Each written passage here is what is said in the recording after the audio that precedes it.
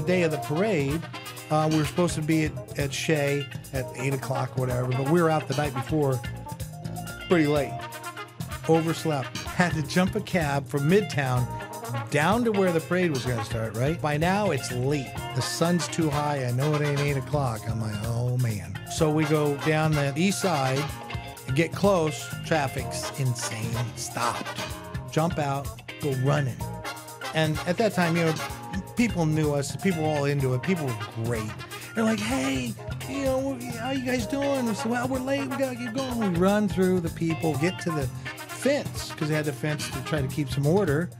And we started to climb the fence, and the people were helping us over the fence. Climb over the fence, jump down, and then the cars are off, and with you in it, the cars are off in the distance. So we go running up the thing, get to the cars, and we're not there 2 minutes. It's like, start the music, and here goes the car. I didn't miss the parade. Didn't miss the parade. Thank goodness. Jay Horwitz, another edition of amazing conversations with Mr. Bobby Ojeda, my good friend. You know, I'm not the smartest guy in the world, but I looked on his schedule this week. I see the Mets play Boston. And what better guy to bring in for the alumni visit than Bobby Ojeda, who pitched for the Red Sox and was probably, in my estimation, the most underrated, underappreciated member of our 1986 championship team. 18-5. 2.57 ERA, and won 2 of the biggest postseason games in our history. We wouldn't be the World Series champs without Bobby O. What do you see? You know, Mets, Red Sox. What does that mean to you when you see that again? Well, I am excited, and I don't get excited anymore. I'm too old to get excited. Me too. Yeah, I'm very excited. I think it's going to be. It should be a playoff atmosphere, and I'll tell you why. The Red Sox are 4.5 back, which is a lot, but not a lot. They're a good club. Their numbers are very good. They're very similar to the Mets. The Mets are a game back, equal amount of games to go. Both are fighting for it, and both like to win. And a couple of years ago, the Mets had 101 wins. 101. Yeah, now they're knocking on the door with not as many, but now with the wild cards, it's a whole different thing. So the adrenaline I get, it's almost like a switch. It turns on from '86 because I cut my teeth in Boston. That's where I grew up. I had great friends and I had great enemies. And then I came over here and great friends and no enemies. Well, maybe 1 or 2. Well, you. But to see them come together at this time of year, it's great. It's exciting. It's very, very It's something exciting. special, the Mets and Red Sox, with the history and everything. And Yeah. both 2 good teams. Let me tell you, in November of '85, come off a losing record, I think 9-11, 10-12, 8-player trade to come to the Mets. What were your feelings when you got traded over in November? I was ambivalent because back in the day, the NL was the NL, the AL was the AL, and I'm tunnel vision. I was concentrated on my league, my team, guys I had to get out. I didn't know the Mets from a hole in the wall, quite frankly. I didn't know they were good, bad, whatever. And then when the trade happened in the wintertime, I was actually out golfing, and I got the word, and we finished golfing, me and my best buddy. And when I came over for spring training and met you and Davey and the players, I started to see, wow, I started to get it. I started to get this team was pretty good, was right there, 85, knocked right on the door, 84 with Doc and the sensation. So it started to dawn on me, but I never thought I would see Boston again. I never thought I would face Boston again, ever. And then here I was a few months later facing them in the biggest games of my life. So it was quite an amazing year for me personally, and it was great, and I'm so glad we won. We backtrack. So tell me about pitching in the pennant race. That year, Mets were 108-54. At the end of September, we were 88-43, I think.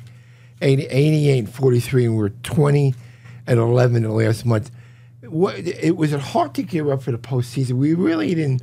After June and July, we didn't really play in many critical games. No. Is that a disadvantage in a way You know, No, and I'll tell you why. That's a great question, Jay. The postseason was a foregone conclusion. We dominated. From June on. Yeah, we dominated. Yeah, it just blew everybody away, and we were big but and never bad. really any pressure games in the whole year. But you didn't bring pressure on yourself. Every day you wanted to prove yourself, so you didn't have playoff pressure per se, but we like to win.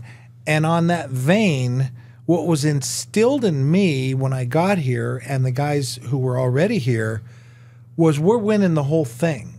Where else? From Davey. Yeah. It came that down. Was just spring trading. In spring training. training. Not to win, going to dominate. We're going to dominate and we're going to win the whole thing. Okay. Not, hey, let's get to the postseason. You know, it was no. We're winning the whole thing or the season's a failure.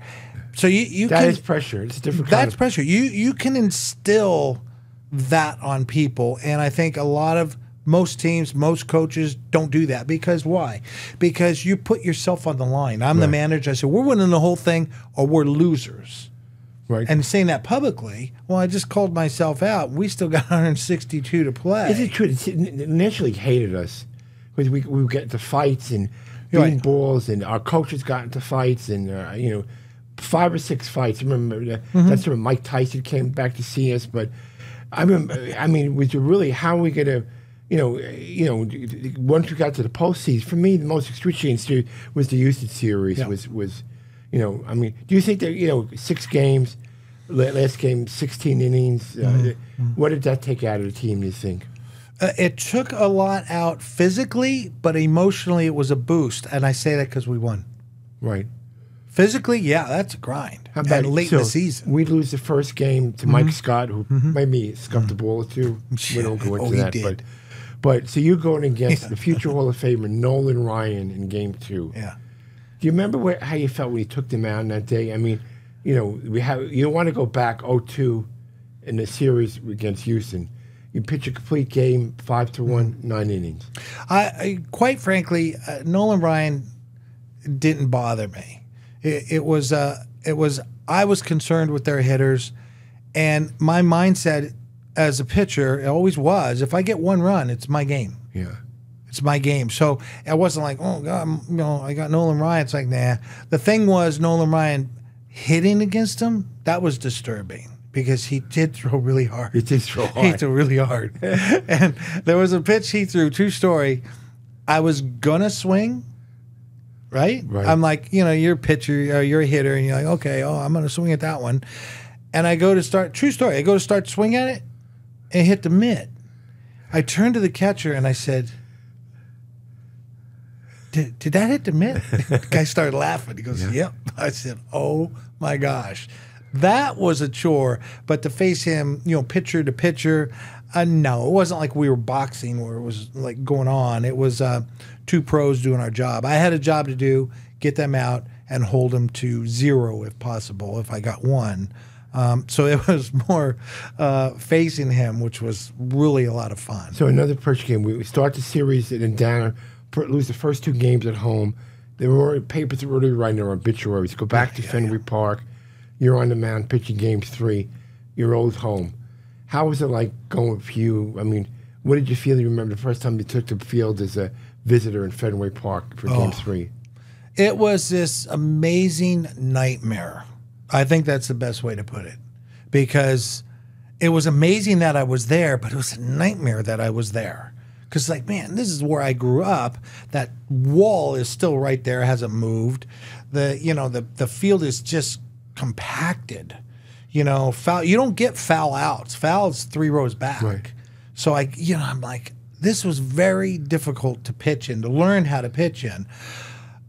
That was the one side. The other side of the coin is, I know how to pitch here. I'm not intimidated to pitch here. Wall's intimidating. The confines of that yard is that green is intimidating. But I knew how to pitch there, and I knew who I was going to pitch against. I knew how I was going to go about them.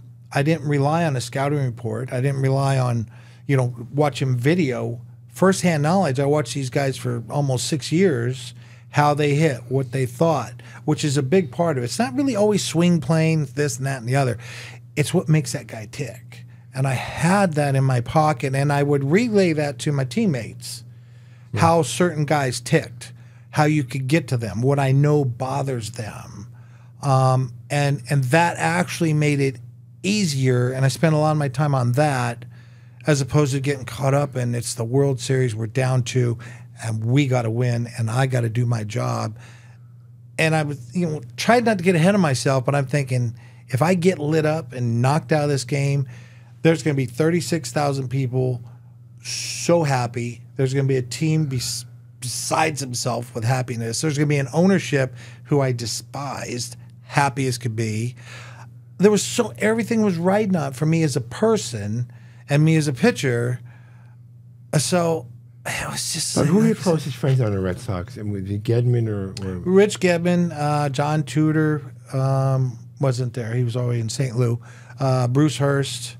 Well, I'll tell you a true story. Right after we won Game 7, right, and we're hooting and hollering in the locker room. You remember that with the tarps up and all that stuff.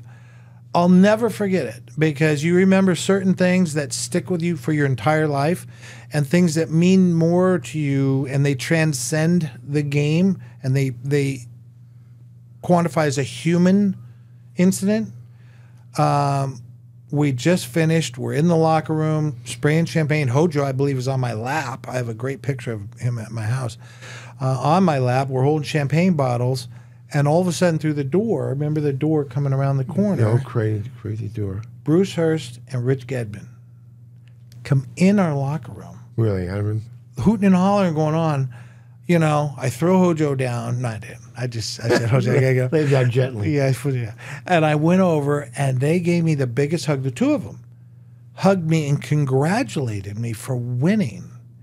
And I just never saw that coming. The maturity, the sportsmanship, which I didn't possess. Very immature and a poor sport. I'd have never gone into their locker room. If we had looked, you wouldn't have got there? Oh, I'd have bolted their door closed. I was not happy if we'd have lost. But the fact that they did that to this day is one of my greatest memories of baseball. And my greatest memory of those two guys forever. It was so genuine, so heartfelt. And so, wow, where'd that come from? While I'm soaked in champagne. It was quite a moment that I remember. What kind of relationship you had with Bill Buckner? I didn't care for him. Why's that? Well, we had a strike. I forgot what year it was. He was a little kind of a grumpy dude, which I don't care. It was like, I'm kind of grumpy.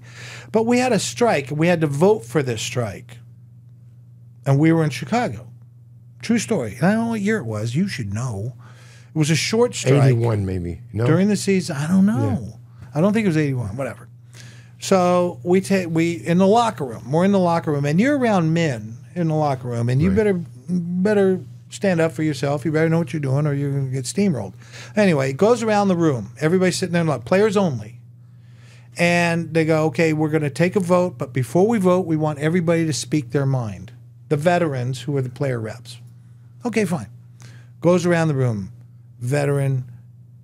Every veteran was, well, no, we're not striking. We need to play. The owners, honest to goodness, they said this. The owners will take care of us. The owners are great people. We'll all get paid, blah, blah, blah. Now, these are veterans who are on their last leg. Of course they don't want to strike. I'm on my way up. I'm a kid. Going around the room. The youngsters in my bracket were like, well, I don't know, whatever you guys think we should do, which is fine. It got to me, and I stood up, because I had a little moxie back then. I still do. I stood up, and I said an unpleasant word, the owners.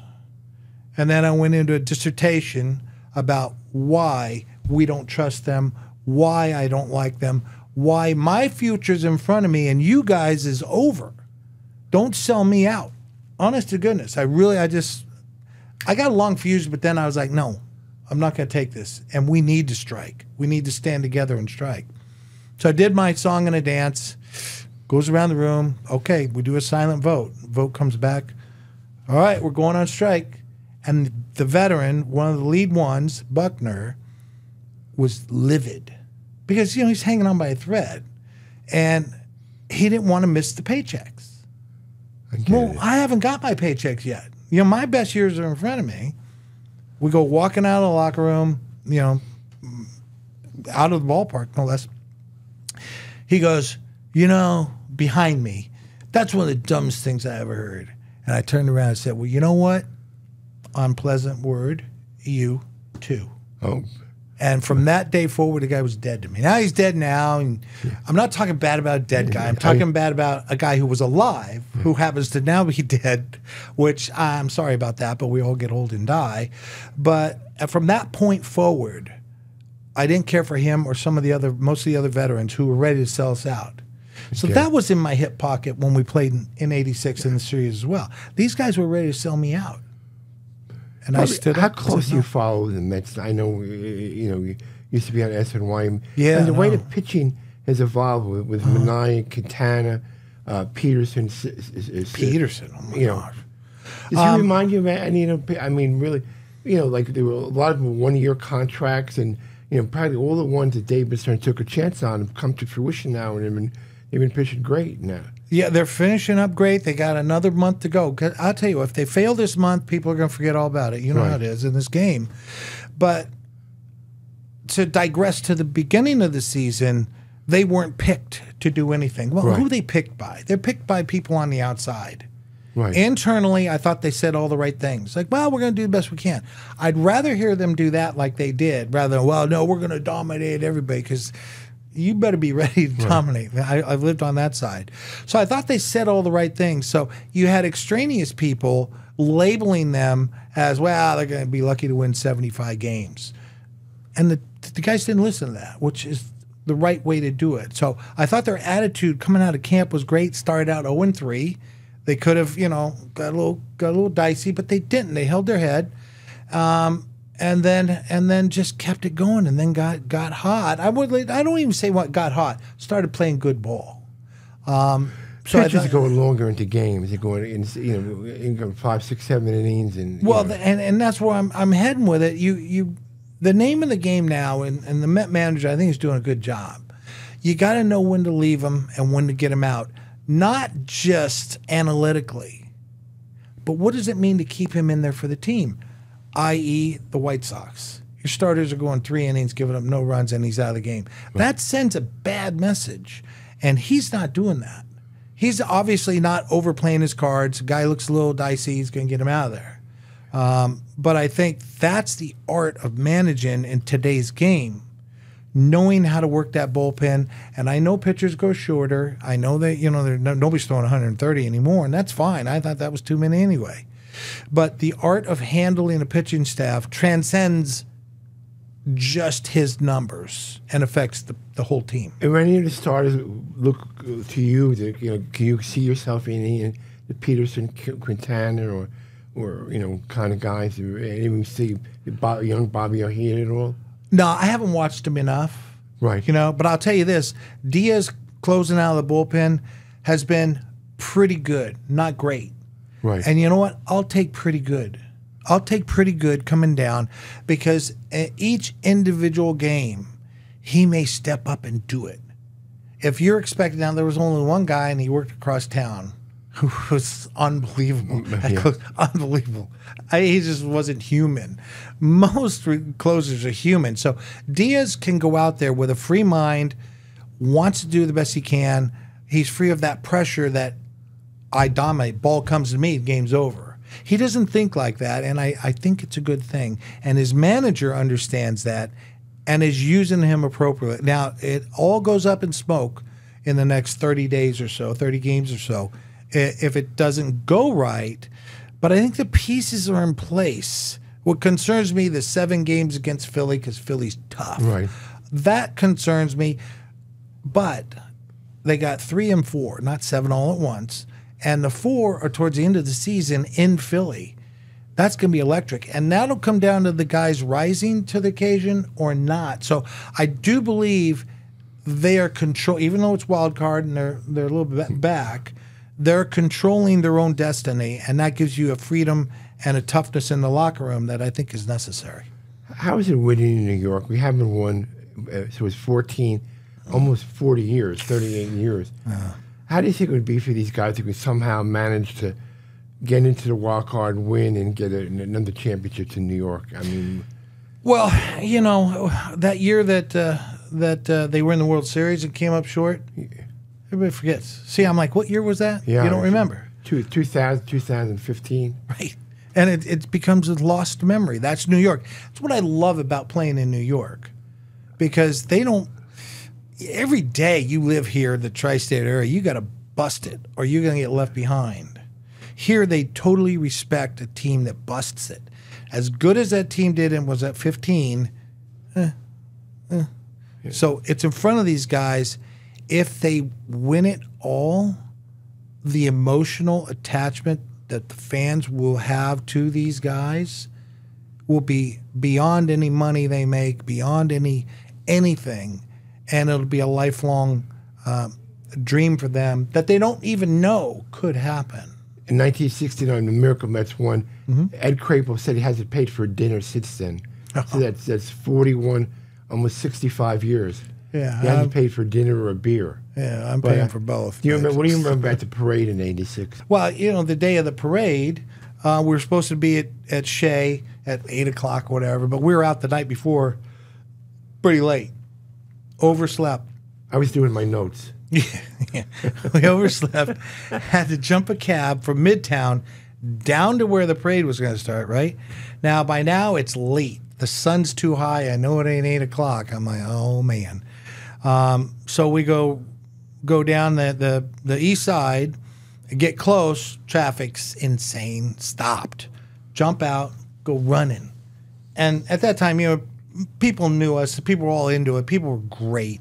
They're like, hey, you know, how you guys doing? We said, well, we're late. We got to keep going. We run through the people, get to the fence, because they had the fence to try to keep some order. And we started to climb the fence, and the people were helping us over the fence. Climb over the fence, jump down, and then the cars are off, with you in it. The cars are off in the distance, so we go running up the thing, get to the cars, and we're not there 2 minutes. It's like, start the music, and here goes the cars. I didn't miss the parade. Didn't miss the parade. Thank goodness. You still have no friends in Boston on the Boston team, do you? You don't know anybody? Or? No, but I do like Alex Cora. Yeah. Former Met. I didn't play with him, but I knew his brother. His brother's a good guy. They're both good guys. I don't like what he did when he got caught cheating. I don't like that, but you know, that's a whole different thing. But and as far as anybody with the organization, Rich Gedman is the AAA hitting guy. Right. But other than that, no, I don't really have any ties there, nor do I feel any attachment to Boston. Even though I grew up there, and at the time I had good friends, very good friends on the team at the time, it never felt like home to me. So when you watch these games, there'd be flashbacks to '86 when you see Mets Red Sox? Yes. Like tonight. Yeah. I'm going to stick around, you know. They have me come out. They're so gracious, have me come out and do some stuff. And I do enjoy talking about the game. I do enjoy analyzing things. And to see them on the field together will definitely give me flashbacks. I'm having flashbacks now. I haven't even seen them. But when I see them, I'll get flashbacks to that. And it's a wonderful feeling. Had we lost, I'm not here. But we won. I'm not here either. You're not here either. Well, was there one of the season, is there one memory with friendship with the guys, or one game or one outing that stands out for you, you know, looking back? Was it the game in Fenway Park, the game against the Astros? Is there any one, you know, game? I mean, like, let me stop for a second. Non-drafted player, 115 to 98, pretty good career. Yeah. For a non-drafted guy. Yeah. No offense, you didn't throw 100. I didn't throw 100, but I could throw harder than what I did, but I knew I wouldn't last. My arm was always a problem, always a problem. So I found a happy medium. I could still pitch once every 5 days and go out there. I just had to back it down. I remember one spring training, I think it was 81. I was throwing 93 in spring training. I'm like, man, this is great. And I'm throwing it, going right by people, and I'm just like, man, love this. And the next day I'd wake up and I'm like, oh man. So I would dial it back to 80s, high 80s, and I was able to go out there for 25 great starts. Career. I mean, you know. Yeah, it was. I'm very proud of it. Hey, I got to remind 9/11's coming up. So Okay, yeah. you told me it's a great 9/11 story. I'm going to screw it up. Yeah. Why don't you restart from the beginning? 9/11, the morning of 9/11. Well, my affiliation with this wonderful organization, which I love, I don't know if you remember, I was coaching with Brooklyn with Hojo at that time. We had a softball game here. Right. The Mets I never remember. had a softball game. I was to go, drive in, do the softball game, and we were in the playoffs with Brooklyn. I don't know if the season was still going on. Whatever. I had to come here first, and then I was going to go into Brooklyn. So I get on unbeknownst to me what was happening. And I used to listen to 1010s when you were driving because that's all you had. So I get in my car, and I start to drive and turn on the radio, and the reports start. And the initial reports on a small Cessna hit the World Trade Center. Right. And it's on the radio. I'm like, oh my gosh, that's horrible, So I'm driving and wow, and don't think much of it. And then this is at little after 9 o'clock. I mean, it just happened. I just got in the car because I was on my way here, and to Shea, and then it starts to unfold that it's not a Cessna. We got a horrible incident happen, a horrible thing, horrible. And I'm driving, and it dawns on me, my daughter works on Wall Street, not far from the towers, and she takes the train. So I'm going to call her up. I call her on the phone, and I get through. Thank God. I get through. And I said, Jana, what's going on? She's like, Dad, it's bad. Now, I got on the radio. I'm hearing these reports from, talking heads that are doing their best to convey to us what's happening. I got my daughter who's there telling me. I said, what happened? She goes, I coming up the elevator from underneath. She goes, I pop out, and I'm heading towards my office, and she goes, there's Dad, and this is horrible. Don't listen if you don't want to hear it because this is horrible. She goes, there's people jumping out of windows. Now I'm thinking, because it's still unfolding. It's still unfolding. I don't know what's going on. I got the radio on. I'm driving. So now I hit the gas a little bit. I go, what? And she goes, yeah. And I said, now, if you remember the old World Trade Center, the first floors were about 3 stories up before the windows, I thought, opened. Right. Right? And so I thought, my initial thought was like, all right, they're jumping on the 3rd floor, whatever. I don't know. This is bad. I'm processing it while I'm driving. And I said, then I asked her the obvious question. I said, well, how high are they? And she said, 80 floors. That's not good. That's not good. One of the worst states of our country. Anyway, now I floor it. I'm like, all right. I said, stay on the phone. I'm going to come get you. Still not realizing what's going on. It's still dawning on all of us. Every human, it's dawning on. I'm driving up the Garden State Parkway, and I get off. I head towards the outer bridge. I'm going to go over Staten Island, pop in the city, right? So it's unfolding now. It's probably 9:30-ish, a little bit later. I'm getting closer, and I'm off on the ramp, and then I can see the outer bridge, and the traffic stopped. And so at the very last exit on the outer bridge, I get off. Thank God. Otherwise, I'd have been stuck. I whip around. True story. Whip around. Got my daughter on the phone. I said, if I lose you, call back. If I lose you, call back. Boom, boom, boom. And then I lose her. And then I'm driving back down Jersey. I'm going 120 miles an hour. A nice car. I was going 120 miles an hour. I call my friend who has a boat. And my friend Lenny. I said, Lenny, I got to borrow your boat. He goes, what for? I said, I'm going to the city. I got to get my daughter. He goes, to this day I'll never forget. He goes, I'm going with you, because he's that type of guy. He's a very brave fellow. I said, okay, all right. I said, well, I'm heading down. I'll be there in about 20 minutes. I'll meet you at the boat. So I'm on the phone, hang up with Lenny, called my daughter back several times, get her again, which was a miracle because phone service was very difficult. Right. So I'm going down the Parkway, and there's a section down 36.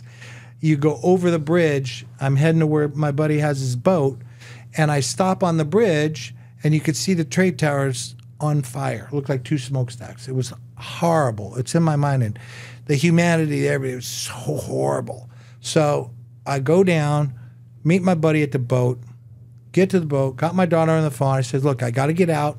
We're getting the boat. Boom, boom, boom.